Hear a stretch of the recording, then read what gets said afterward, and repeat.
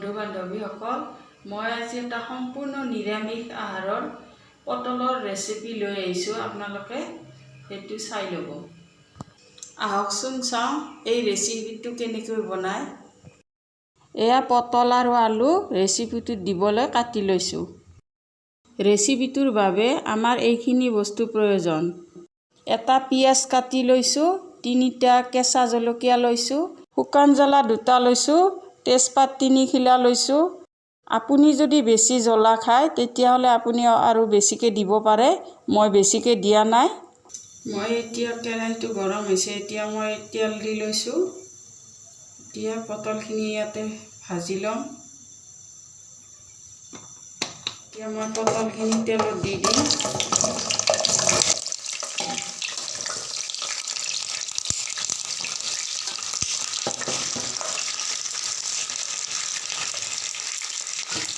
অকণমান মই নিমখ দি লৈছোঁ। 1 চামুচ নিমখ আৰু 1 চামুচ হালধি।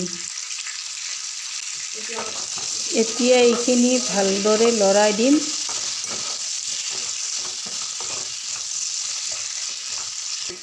এতিয়া মই আলুখিনি দি দিছোঁ। এতিয়া মই অকণমান পটল আৰু আলুখিনি সিজিব ঢাকনি মাৰি দিম। ঢাকনিখন গুচাই লৈছোঁ। এতিয়া অকণমান ঢাকনিখন মাৰি দিম। পটলখিনি আপোনালোকে আধাতকৈ বেছি সিজাই ল'ব। পটলখিনি এতিয়া হৈছে, মই নমাই থৈ দিম। পটলখিনি নমাই থৈ দিওঁ।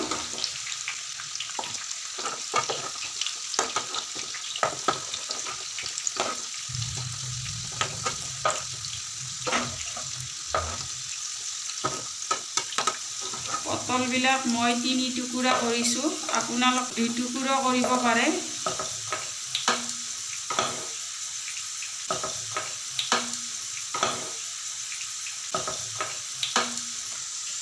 বেছিকৈ সিজাৰ কাৰণে মই 3 টুকুৰ কৰিছোঁ।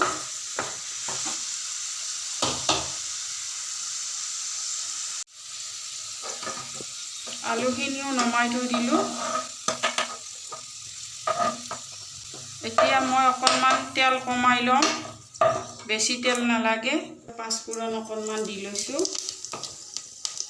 এতিয়া তেজপাত 3 খিলা দি দিছোঁ তেলত। শুকান জ্বলা 3টা দিছোঁ। এতিয়া মই কেঁচা জ্বলা 3টা দি দিছোঁ। পিঁয়াজখিনি দি দিছোঁ।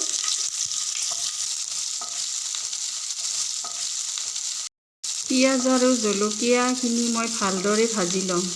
এইখিনি ভজা হ'লে ইয়াতে মই মুগৰ দালিখিনি দি দিম। মুগৰ দালিখিনি দিয়াৰ আগতে আপোনালোকে 10 মিনিটমান পানীত ধুই ৰাখিব। মই ইয়াতে মুগৰ দালিখিনি দি দিছোঁ।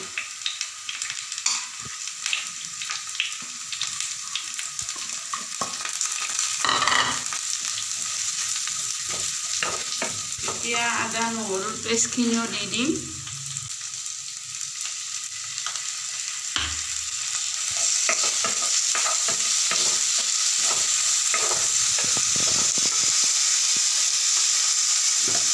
ধনিয়াৰ গুড়া দি দিছোঁ।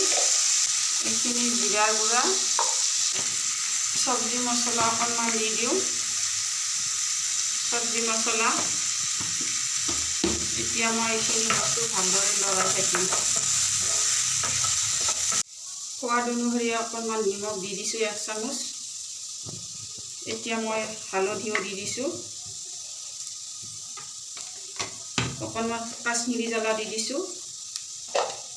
কালাৰৰ কাৰণে কাশ্মীৰী জ্বালাটো দি দিছোঁ। এতিয়া এইখিনি অকণমান মই লৰাই থাকিম। মুগৰ দালিটো ধুনীয়া এটা চেণ্ট আহিব।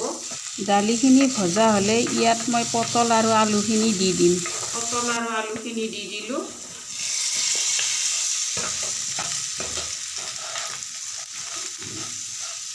এইখিনি এতিয়া হৈ গৈছে। ইয়াতে মই পানী দিম এতিয়া জোখত।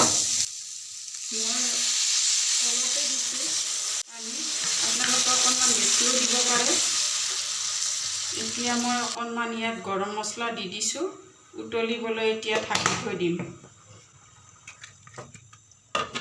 5 মিনিটমান পিছত ধুনীয়াকৈ সিজিব ধৰিছে আৰু অলপ পিছত আমি এইখন নমাই থৈ দিম মই সোৱাদৰ কাৰণে অকণমান ঘি দি দিছোঁ তেতিয়া খাবলৈ বহুত টেষ্টি হয় এতিয়া মই ঘিখিনি দি এতিয়া নমাই থৈ দিম চাওক আমাৰ ৰেচিপিটো ৰেডি হৈ গ'ল পটলৰ এই ৰেচিপিটো আপোনালোকৰ চাই কেনেকুৱা লাগিল কমেণ্ট কৰি জনাব ভিডিঅ'টো লাইক কৰি দিব আৰু চেনেলটো সাবস্ক্ৰাইব কৰি দিব